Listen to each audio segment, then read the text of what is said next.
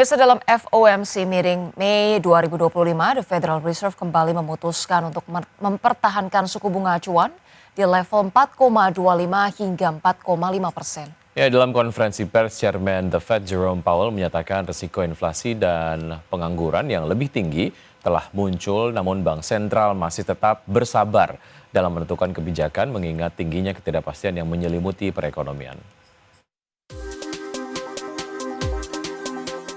Bank Sentral Amerika Serikat atau The Federal Reserve dalam FOMC meeting Mei 2025 memutuskan untuk mempertahankan suku bunga tetap di level 4,25 hingga 4,5%. Keputusan menahan suku bunga acuan merupakan kali ketiga yang dilakukan The Fed setelah terakhir kali menurunkan suku bunga pada Desember 2024. Dalam konferensi pers, Chairman The Fed Jerome Powell menyebut risiko inflasi dan pengangguran yang lebih tinggi telah meningkat, semakin mengaburkan prospek ekonomi Amerika Serikat karena para pembuat kebijakan bergulat dengan dampak tarif Presiden Donald Trump.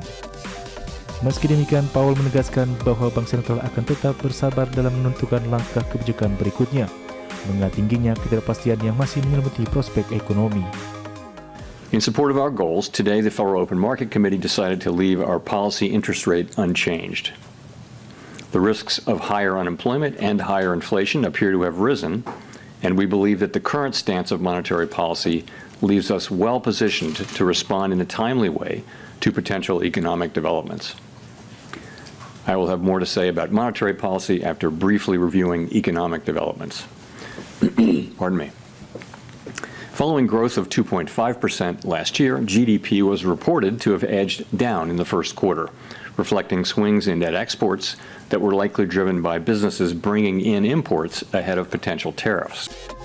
Seperti diketahui, The Fed telah menggerek suku bunga sebesar 525 basis poin sejak Maret 2022 hingga Juli 2023. The Fed kemudian menahan suku bunga di level 5,25 hingga 5,5% pada September 2023 hingga Agustus 2024, atau lebih dari setahun sebelum memangkasnya pada September 2024, dan dilanjutkan pada November serta Desember 2024, dengan total pemangkasan 100 basis poin di tahun 2024 lalu. Sebagai sumber, Heidi Aksimo.